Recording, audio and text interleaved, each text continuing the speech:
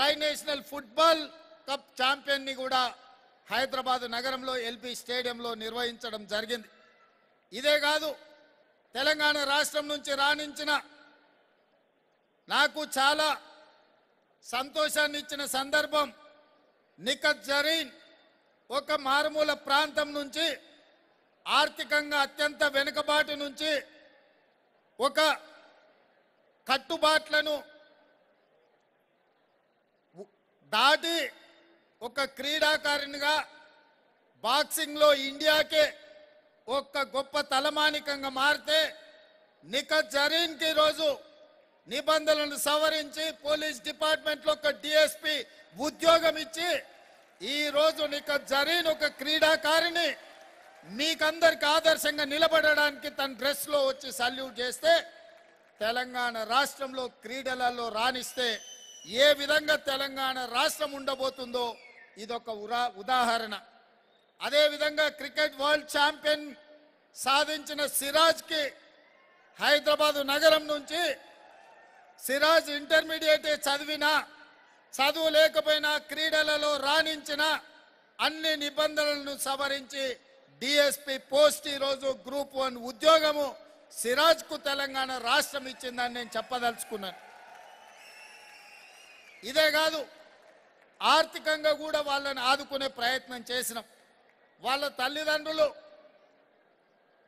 పేదరికాన్ని పక్కన పెట్టి తమ పిల్లల్ని ప్రోత్సహించడం వల్ల ఈరోజు సిరాజ్ అయినా, నిఖత్ జరీన్ అయినా, ఒకనాడు పివి సింధు అయినా, మహమ్మద్ అజారుద్దీన్ అయినా హైదరాబాద్ నగరానికే కాదు ఈ దేశానికే పేరు ప్రతిష్టలు తీసుకొచ్చి పెట్టిన క్రీడాకారులు.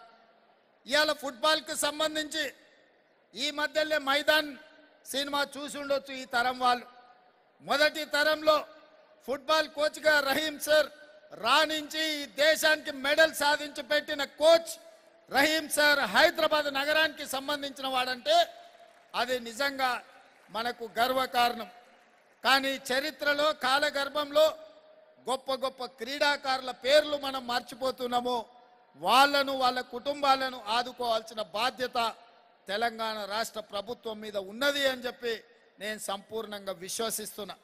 ఇవాళ ఈ నగరం ఇతర అంశాలకు కాదు, క్రీడలకు వేదిక కావాలన్న ఆలోచనతోటి నేను ఈ మధ్యకాలంలో ఇండియా ఫుట్బాల్ అసోసియేషన్ ప్రెసిడెంట్తో మాట్లాడిన అండర్-17 నేషనల్ టీంని తెలంగాణ రాష్ట్రం అడాప్ట్ చేసుకొని ఇండియన్ నేషనల్ టీం క్రీడాకారులను హైదరాబాద్ నగరంలోనే ఉంచి వారికి ఇక్కడనే శిక్షణ ఇప్పించి అండర్-17 టీంను తెలంగాణ రాష్ట్రం దత్తత తీసుకోవాలని ఈరోజు నిర్ణయం తీసుకున్నది.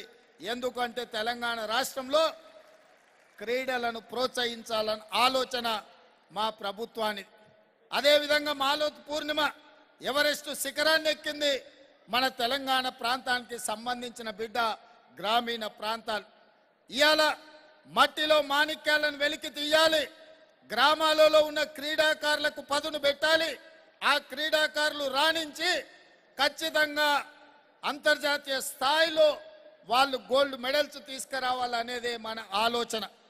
ఈ మధ్యలోనే ఒలింపిక్ గేమ్స్ జరిగినాయి. ఒలింపిక్స్లో ఈ దేశం యొక్క పరిస్థితి మనందరం చూసినాం. 140 కోట్ల జనాభా ఉన్న మనం ఈరోజు ఎక్కడ ఉన్నామో ఒలింపిక్స్లో ఒక్కసారి ఈ దేశం యొక్క యువత, తెలంగాణ యువత ఆలోచన చేయాలి. నేను పోయిన నెలలో సౌత్ కొరియా విజిట్ చేసిన. సౌత్ కొరియా జనాభా నాకు తెలిసి 4.5 కోట్లు. నేను సౌత్ కొరియన్ స్పోర్ట్స్ యూనివర్సిటీకి వెళ్ళిన. 30 ఎకరాల ప్రాంతంలో ఉన్న south Korean sports university 16 medals సాధించింది. అందులో ఒక అమ్మాయి ఆర్చరీలో 3 గోల్డ్ మెడల్స్ సాధించింది. సౌత్ కొరియన్స్ ఒలింపిక్స్ లో 32 మెడల్స్ సాధిస్తే 30 ఎకరాలలో ఉన్న స్పోర్ట్స్ యూనివర్సిటీ 16 మెడల్స్ సాధించింది.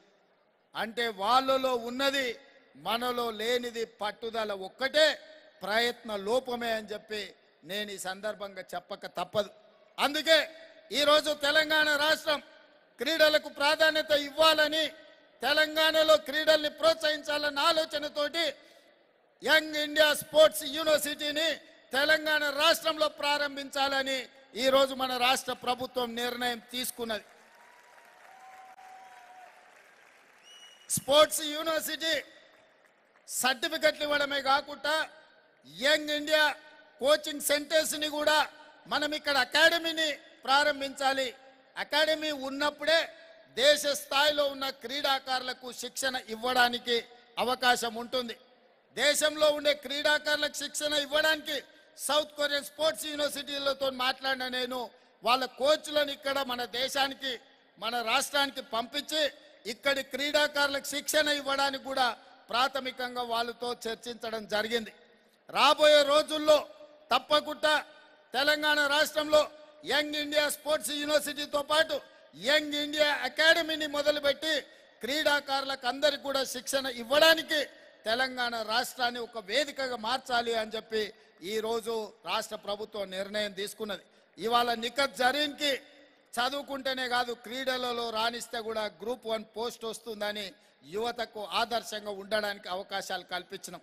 ఇవాళ ఎన్సిసి స్టూడెంట్స్ కూడా ఒక అద్భుతమైన వాళ్ళు పరేడ్ చేసి ఈరోజు వాళ్ళు కూడా రాణిస్తున్న ఎన్సిసిలో చేరితే కూడా ఎన్సిసిలో సర్టిఫికెట్ ఉంటే అడ్మిషన్స్లో కాలేజీ సీట్లలో రిజర్వేషన్ ఉండడమే కాకుండా ఉద్యోగాలలో కూడా ఎన్సిసికి సపరేట్ కోటా ఉన్నది, స్పోర్ట్స్కి సపరేట్ కోటా ఉన్నది.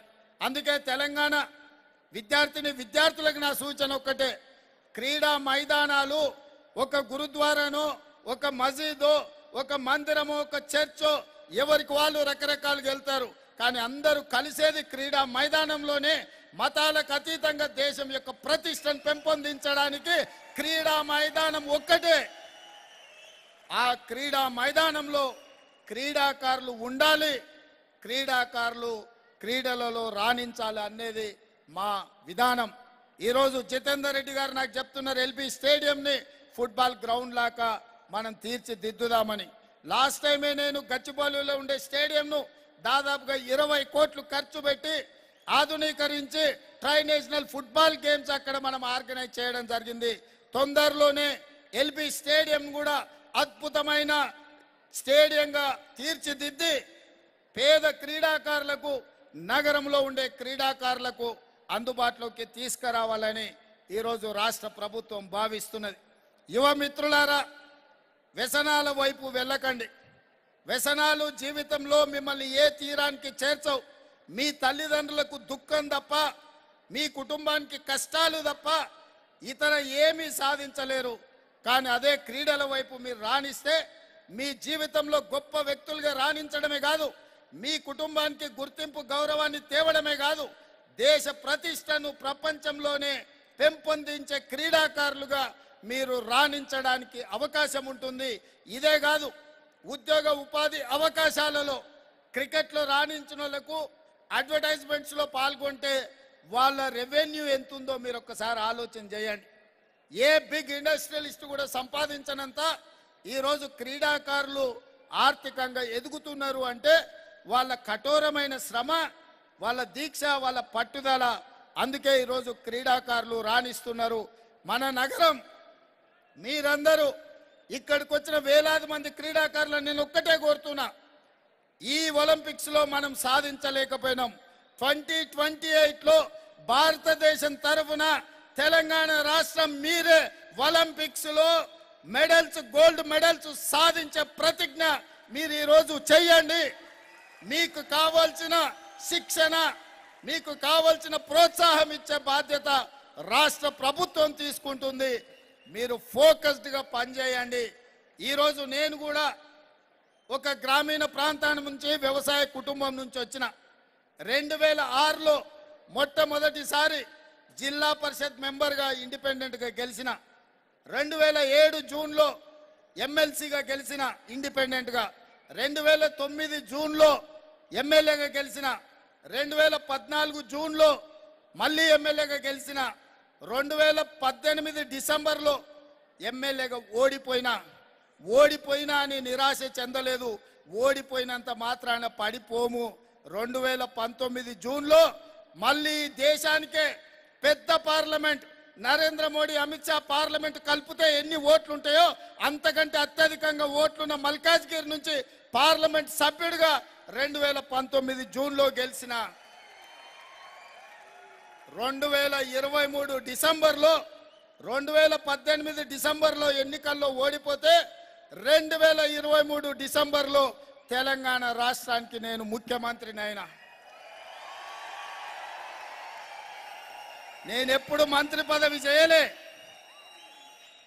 కానీ లక్ష్యం పెట్టుకున్న అయిన రోజు తెలంగాణ రాష్ట్రానికి ముఖ్యమంత్రి కావాలి అని. తెలంగాణ రాష్ట్రం వస్తుంది, వచ్చిన రాష్ట్రానికి నేను ముఖ్యమంత్రి కావాలి అని ఒక లక్ష్యం పెట్టుకున్నా. ఆ లక్ష్యం కోసం కష్టపడ్డాం.